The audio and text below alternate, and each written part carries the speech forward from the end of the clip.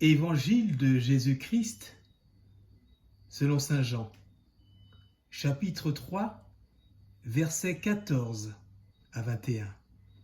Dieu a envoyé son Fils pour que par lui, le monde soit sauvé. En ce temps-là, Jésus disait à Nicodème, « De même que le serpent de bronze fut élevé par Moïse dans le désert, ainsi faut-il que le Fils de l'homme soit élevé, afin qu'en lui, tout homme qui croit ait la vie éternelle. Car Dieu a tant aimé le monde qu'il a donné son Fils unique, afin que quiconque croit en lui ne se perde pas, mais obtienne la vie éternelle. Car Dieu a envoyé son Fils dans le monde, non pas pour juger le monde, mais pour que, par lui, le monde soit sauvé. Celui qui croit en lui échappe au jugement. Celui qui ne croit pas est déjà jugé du fait qu'il n'a pas cru au nom du Fils unique de Dieu. Et le jugement, le voici. La lumière est venue dans le monde et les hommes ont préféré les ténèbres à sa lumière, parce que leurs œuvres étaient mauvaises. Celui qui fait le mal déteste la lumière, et il ne vient pas à la lumière, de peur que ses œuvres ne soient dénoncées. Mais celui qui fait la vérité vient à la vérité, pour qu'il soit manifesté que ses œuvres ont été accomplies en union avec Dieu. Acclamons la parole de Dieu. Bonjour frères et sœurs en Christ. Les textes qui nous sont proposés ce dimanche pour nourrir notre foi nous invitent à lever les yeux, à regarder le Christ élevé de terre. Cette victoire de la croix deviendra le lieu de son élévation, mais également le signe incroyable de l'amour de Dieu.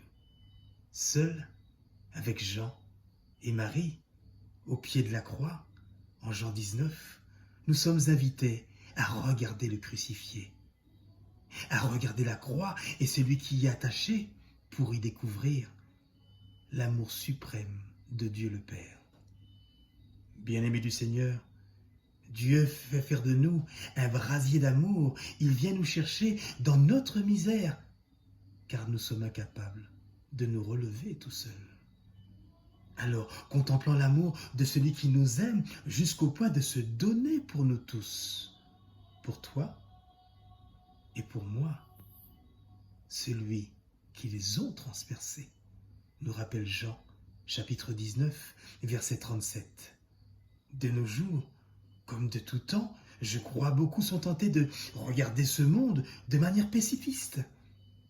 Le monde est pourri, il n'y a rien à faire. Et les justifications à ce discours ne manquent pas lorsque nous lisons et nous regardons les médias.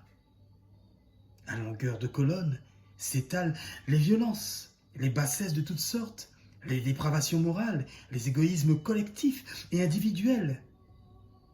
Oui, tout cela existe, et soyons-en sûrs, Dieu le voit. Cependant, ou plus exactement, à travers tout cela, un fait est sûr, c'est que Dieu aime le monde et nous invite à l'aimer. Dieu aime ce monde, cela signifie qu'il ne se résigne pas au mal qui existe dans ce monde, mais qu'il veut le sauver. Ce monde que nous trouvons parfois abject, voire résolument mauvais, eh bien mes chers amis, Dieu l'aime et Dieu en est passionné.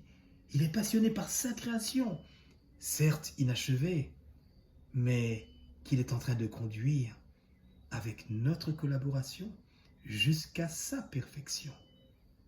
La conversion qui nous est demandée en ce temps de carême, c'est finalement d'adopter le regard de Dieu sur le monde, adopter son regard d'amour au lieu de continuer à critiquer, à gémir, adopter son regard d'amour pour se laisser envoyer par lui, notre Père, et qui nous rappelle qu'il n'y a pas de plus grand amour que de donner sa vie pour celui qu'on aime.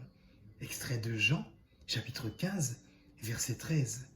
Alors à notre tour, pour nos frères. Cette péricope nous affirme deux choses.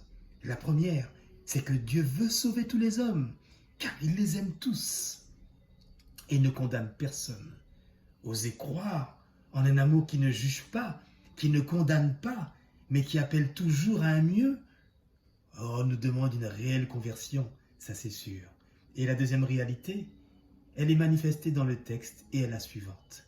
Le jugement ne vient pas de l'extérieur, mais bien du cœur de l'homme. Quand l'homme refuse de croire, il se juge et se condamne lui-même. La condamnation n'est pas un acte extérieur, mais bien un acte intérieur. C'est l'acte de celui qui refuse l'amour de Dieu manifesté par le don du Fils unique sur la croix. Sur la croix, on peut dire que se joue un drame.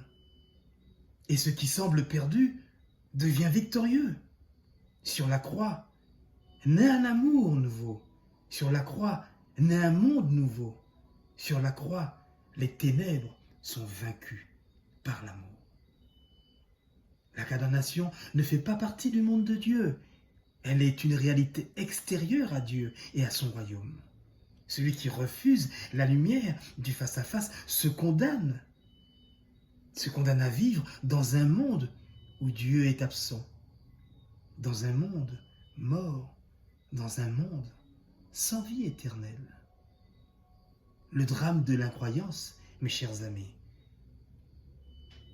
c'est que l'on croit découvrir actuellement, mais en fait, ce drame de l'incroyance fait partie de nos réalités humaines depuis toujours. Ce drame de l'incroyance, il nous habite tous. Et c'est maintenant à notre tour de prolonger la mission de Christ. Autrement dit, de vouloir que tous les hommes soient sauvés et de ne juger personne. Ne jugez pas afin que vous ne soyez pas jugés, car du jugement dont vous jugerez, vous serez jugés, nous rappelle Matthieu, chapitre 7, versets 1 à 2.